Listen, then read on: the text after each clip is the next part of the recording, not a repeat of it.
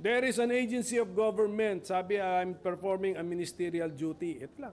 It is a citizen of the republic, taxpayer, nagtatanong, saan galing yung duty na yun? Simple as that.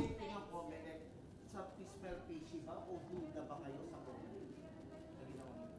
Well, yun na nga. Sa hearing ni Senator Amy Marcos, sana andun din ang COMELEC para matanong natin directly.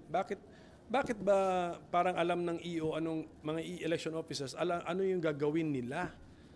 Tapos kung merong EO na present doon, tatanungin din natin, kilala ba ninyo yung nag-submit? Sino ba sila?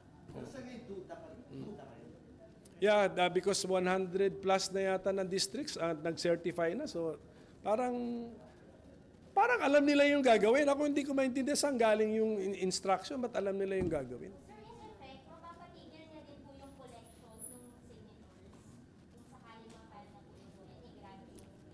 Alam mo yung pagko-collect